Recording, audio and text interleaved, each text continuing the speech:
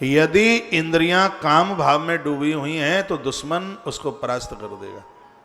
प्रमाण दिया है मार्कंडेय ने कि काम प्रसक्त आत्मान स्मृत्वा पांडुम निपातितम।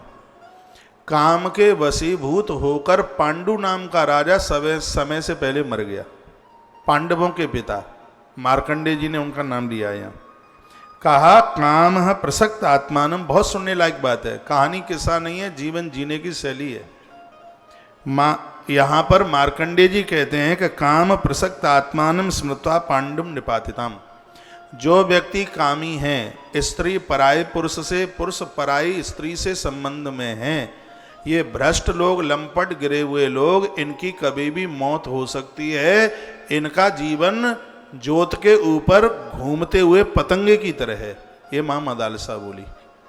महात्मा मार्कंडेय कहते हैं कि पांडु नाम के राजा, इनको श्राप मिला हुआ था, ऋषि किंदम का श्राप था इन्हें।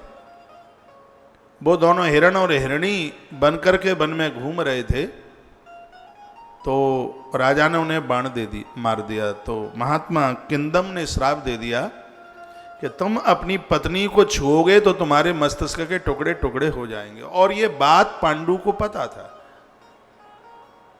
लेकिन यहां पर जैमिनी ऋषि को कहा गया, बताया गया कि जब व्यक्ति के मूड पर, सिर के ऊपर काम सवार आके होता है तो उसकी जिंदगी खत्म होती है। और माता भी इसी बात को कहती है, ऐसा शासक किसी काम का नहीं है जो कामी है, जिसके ऊपर वासना ने अपने प्रभुत्व को जमा लिया है।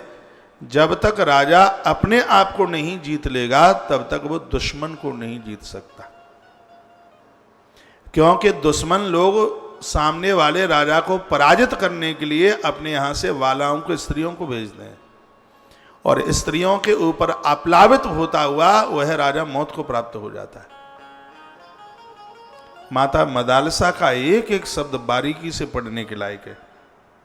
माता मदालसा ने कहा, यदि जो भले लोग हैं, व्यसनानि परित्यज्य सत्य मूल हराने वही, सत्य रूपी वृक्ष को एक ही हथियार काट सकता है बस, नहीं तो सत्य का पेड़ किसी से काटा नहीं जाएगा। सत्य के वृक्ष को काटने के लिए व्यसन एक बहुत बड़ा कुलाड़ा है। इसलिए बेटा, अपने आप की रक्षा वही कर सकता है जो पराई नारी से बच के रहे, जो व्यसनों से बच करके रहे। जो व्यसनी व्यक्ति है, व्यसनी है, किसी न किसी प्रकार का नशा करता है, हे पुत्र, वह ना स्वयं सुरक्षित रह सकता, ना किसी और को सुरक्षित रख सकता। जिसके साथ राजा शराब पिएगा वही लोग उसको मार डालेंगे। जो भी कोई हो जिसके संग शराब पिए वही मार दे उसको। कितना सुंदर श्लोक है यहाँ पर, लिखने लायक क्या, चटनी बना करके घोंट करके पीने के लायक है। व्यसनानि परित्यज्य सत्य मूल हराने वही, सत्य रूपी वृक्ष को काटने के लिए ये व्यसन किसी कुलाड़ी से कम नहीं है। यदि तू मेरा बेटा है तो जीवन में कभी व्यसनों को अपने पास मत आने देना, नहीं तो मेरी कोख लज्जित हो जाएगी। ये माता बोली। क्या आज की माताएं छोटे में बच्चों को ये बताती हैं? यदि छोटे में अपने बच्चों को ये बताती रहती तो आज 20 साल के जवान, 25 साल के, ये शराब नहीं पीते। यदि कोई माँ बताती रहती तो। रो पड़ी मदालसा जब ये वाक्य कह रही थी, कहती है व्यसनान प्रत्यज्य सत्य मूल हरणाने वही। हे बेटा, अलर्क, सत्य के वृक्ष को समाप्त करने के लिए ये व्यसन, ये नशा किसी कुल्हाड़ी से कम नहीं है। इसलिए हे वत्स वत्स राजा अभिषिक्तेन प्रजाराम रंजन मादितः, जो अपनी प्रजा का भला चाहते हैं ऐसे राजा को पराई नारी से और व्यसनों से कोसों कोसों दूर रहना चाहिए। राजा के अंदर यह गुण हो। शराबी राजा कभी किसी का भला नहीं कर सकता। पराई नारियों के बीच में घिरा हुआ 10 विवाह जिंदगी में करता है, ऐसा भ्रष्ट राजा किसी भी प्रजा का कल्याण नहीं कर सकता। ये शब्द माता मदालसा के। ये जितने भी बढ़िया बढ़िया गुण आप देख सकते हैं वो प्रभु राम के अंदर देख सकते हैं। राम जी एक नारी व्रत है। राम जैसा राजा इस धरती को मिलना मुश्किल है। इसलिए जहाँ लोग बहुत आनंद से जीते हैं तो कहते हैं राम राज्य चल रहा है। राम जैसा राज्य राम से पहले नहीं आया, राम जैसा राज्य राम के बाद में भी आने वाला नहीं है। क्यों? सूपणखा के अंदर भी ये किसी गुणवत्ता को खोजते हैं। सूपणखा का कोई भी कुप्रभाव भगवान राम के ऊपर चलता नहीं है। राजा कैसा हो उसके अंदर प्रभु राम की गुणवत्ता उतर करके आ रही, वही राजा गद्दी पर बैठने का अधिकारी।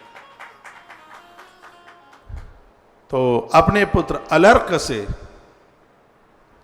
जो ये माता कहती है, बड़ी अच्छी बात कहती है, काम प्रसक्त आत्मानम, काम के आसक्त राजा ना हो, वह सबसे पहले अपने आप को जीते, अपने आप के ऊपर वो विजय प्राप्त करे।